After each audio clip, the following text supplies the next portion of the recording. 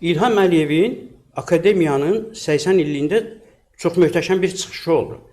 Demək olar ki, dövlətlə bağlı, millətlə bağlı demək mümkün olan hər şeyi ən yüksək tribunada, ən yüksək ağızdan eşitdik. Amma reallıqda fərqli şey görürük. İlham Əliyev deyir, dilimizi qorumalıyıq. Azərbaycan Turizm Universitetində deməli, İrani Əliyev adında bir prorektor var. Azərbaycan dilində normal yazıb oxuya bilmir. Amma bu adam Azərbaycan təhsilində rol oynayır. Əri deputatıdır o vaxt. 17-ci ildə bu təyin olundu. Bu Slavyan Universitetindən gəldi. Birisi də Slavyan Universitetində nə bilim Georgi Lent paylayırdılar, nə edirdilər. O vaxt müxtəlif Primakov haqqında inşa yazdırırdılar. Primakov haqqında inşalar yazdırırdılar. Ən müxtəlif tədbirlər də bu adamlar Rusiyaya bağlıdır. Yaxud sizin işlədiyiniz universitetdə. Bəli. Misal üçün, mən dəqiq bilirəm.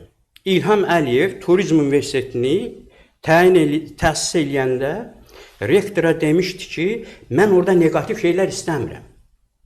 Keçmiş rektor Cəfər Cəfərov da təxminən 10 il orada işlədi.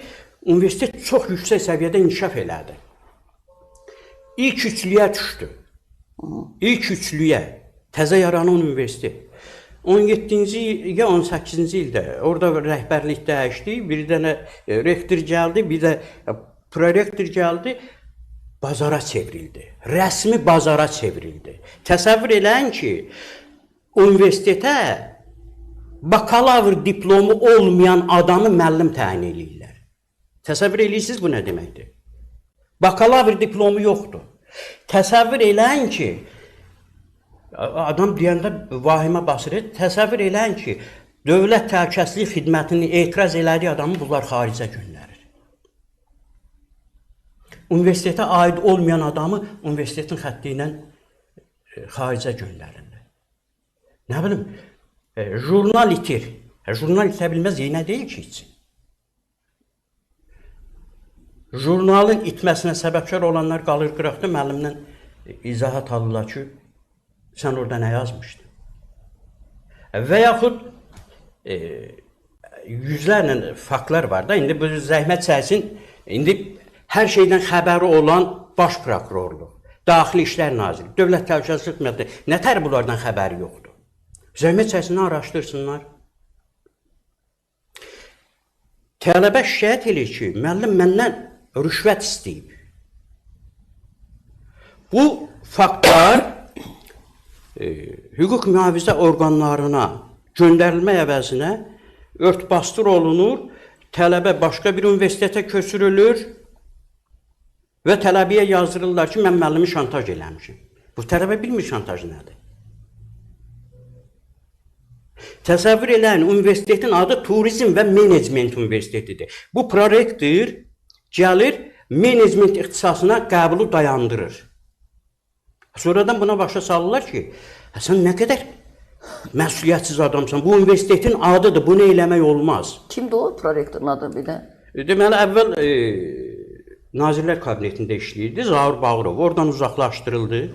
Sonra Prezident yanında İdarəçilik Akademiyasında dekan işlədi, oradan uzaqlaşdırıldı, indi gəlib Turizm Universitetində təsəvvür olunmayacaq, orada bir şəbəkə qurulub. Misal üçün, Turizm Agentliyi əvvəl bir islahat keçirtmək istədi. Bu, açıq şəkildə dedi ki, Turizm Universiteti, Turizm Agentliyi boş şeydə heç əhəmiyyət verməni heç nə də eləyənməz. Və Turizm Agentliyi də sustu. İndi bilmirəm, hansı formada razılaşdırıldı, neynədi? Yəni, o qədər orada şeylər var. Sizə indi çalışdığınız universitet haqqında belə danışmaq çətin deyilmi? Çətin, nə asandır ki, o da çətin olsun? Yəni, sizi bu çıxışınıza görə narahat eləməzlər? Təbii ki, eləyərlər. Niyə də eləmirlər? Amma deməlisiniz. Amma bunları eləyəcəklər deyən, mən indi nə qədər susum? Bu, baxın, bu millətin taleyidir. Bu millət, bu Bəxtiyar Vahabzadənin 2-3 gün bundan qabaq 83-cü ildə Mərkəzi Komitənin katibi Həsən Həsənova bir məktubu çap olunur. O məktubda çox şey var. Deyir ki, erməni santexnik 70 yaşında gəldi, başladı mənə Sasunlu Daviddən danışmağa, nədən danışmağa, Matendramdan danışmağa, nə bilim, Yəni. 30 yaşında bir dülgər gəldi mənə Qarabağın Azərbaycan, Ermənistan olduğunu danışmağa, nəyi danışmağa və Bəxtiyar Vahabzadə deyir ki, Həsən Həsənova müraciət edir. İndi gəl görək, savadsız ermənilərdə olan bu milli duyğular bizim akademiklərimizdə varmı? Bizim universitetdə də korlayan budur. İndi bunlar həm də nə deyir? Həm prorektor oturur, durur, deyir ki, buranın zibili çıxıbdır, buradan qaçmaq lazımdır. İndi mən hüquq mühafizə orqanlarına deyirəm, buyursunlar, tədbir görsünlər. Hətta ehtiyac olacaqsa, necə hamiyə kənara çıxmasına qadağa qoyurlar, buyursunlar. Maraqlıdır, əslində. Yəni, bilirsiniz nəsərdir? Yəni, bu İlham Əliyevə qarşı açıq meydan oxumaqdır, açıq. İlham Əliyev deyir ki, mən burada negativ şey istəmirəm. Deməli, əslində Xahiş edirəm, qulaq asın. Bəli. Deyir ki, mən burada negativ şey istəmirəm. Bunlar isə nə deyir? Bunların bu hərəkatı o deməkdir ki, İlham Əliyev, Azərbaycanı sən idarə eləmirsən, biz idarə eləyirik və biz sənin nə deməyindən, hansı qanun qəbul eləməyindən asılı olmayaraq biz istədiyimiz kimi idarə eləyərik.